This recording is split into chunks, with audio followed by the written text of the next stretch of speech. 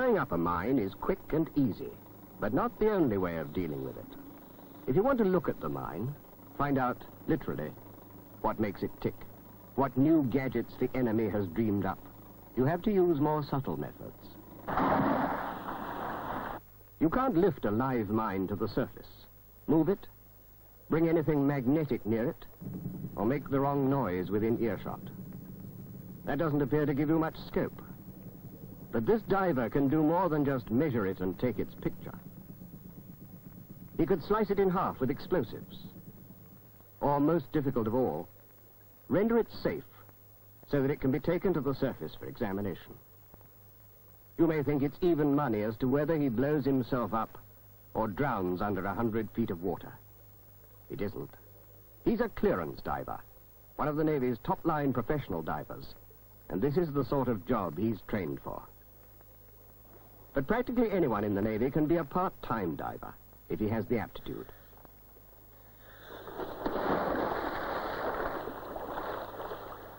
The part-timers are ship's divers, volunteers from any trade within the ship, trained to tackle many routine jobs underwater.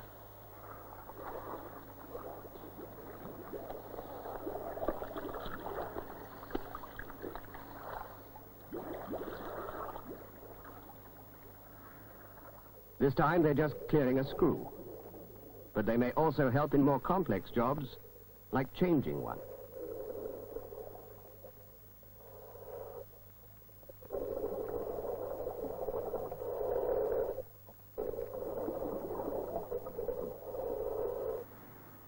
In foreign harbors, their main responsibility is to safeguard their ship from underwater attack. Routine searches of the keel may reveal more than just barnacles.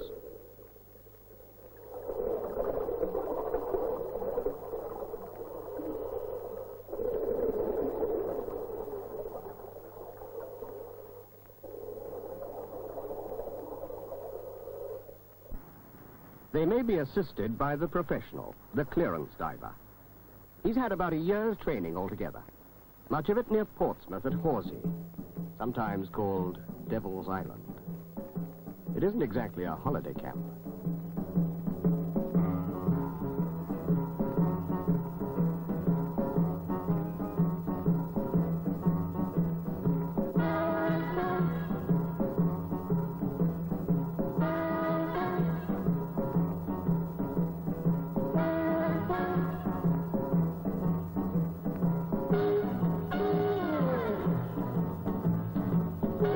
At first, they think the instructors are just being bloody-minded for the sake of it. Those that stick it out soon discover that nothing builds up stamina like an hour or two of Horsey mud, washed off with an energetic swim. And all this before the day's diving starts.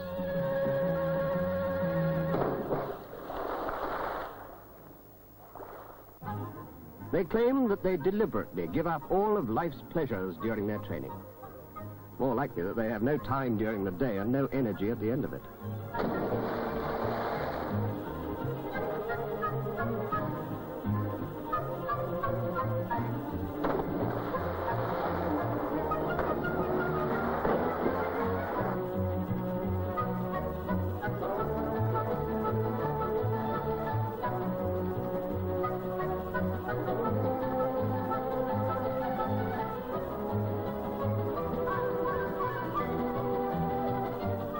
Much of the training at Horsey is to build up endurance by swimming along an underwater jackstay for anything up to 90 minutes. Jackstay poisoning, the instructors call it, with relish. But training in deep dives is done at sea. In the end, the clearance diver can treat deep water as a normal environment. This is essential. He goes down there to do a job.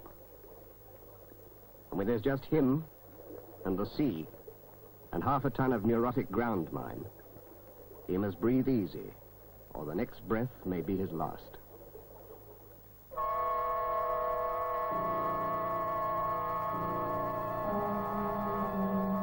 There's no hiding place like deep water. It hides the mine and the stealthy frogmen. It hides the corpses of ships that lost the fight. and it hides the prowling tomcat of the ocean that clawed so many of them down. 56 feet. 56 feet, sir. 80 feet. Very good. Check telegraph. 70 feet. All ahead together. Group down, sir. Very good. 60 feet. Roger. 56 feet, sir. Roger. Stand by the snort, both generators. Stand by the snort, both generators. Stand by the snort, both generators. Open up battery ventilation. Up. Shut the intermediate plug drain valve. Shut the intermediate plug drain valve, sir. Intermediate plug drain valve shut, sir. Good. Open snort tonnage valve. Open snort tonnage valve, sir. Snort tonnage valve open, sir. Good. Raise the DF fast. Set up one. Open snort drain 1. Snort drain 1 open, sir. Good. Open the inner and outer tube vents. Open the inner and outer tube vents, sir. Inner and outer tube vents open. Good.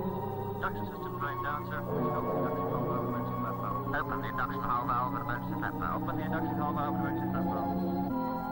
Induction hull valve and emergency flap valve open, sir. Ready to start, sir. Generate both sides.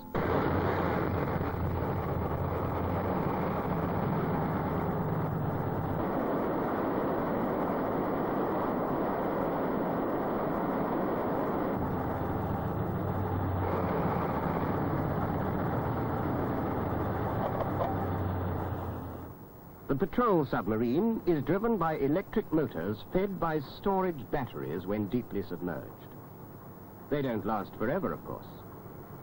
But the modern boat doesn't need to surface to recharge them. At periscope depth, she can run her diesels, which feed the motors and charge the batteries at the same time. Induction and exhaust for the engines takes place through the snort masts. At periscope depth also, the submarine can use radar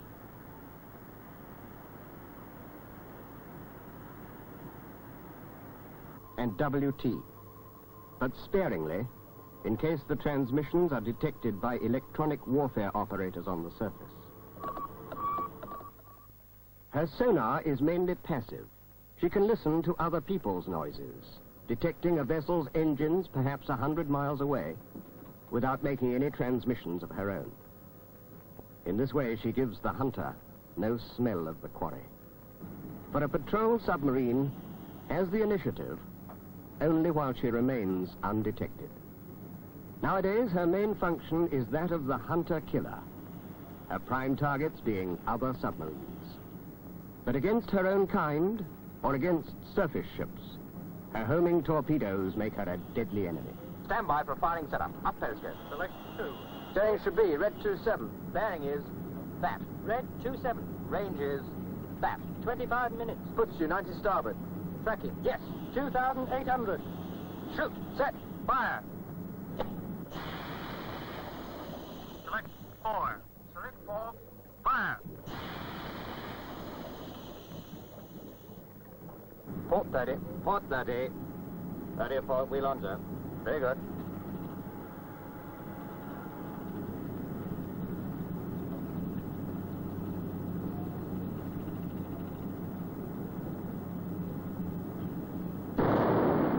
The fact of the submarine's existence has now been brought home with a bang.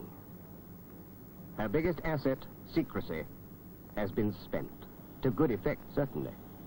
But now the hunter becomes the hunted. She must hide herself in the layer cake of the ocean.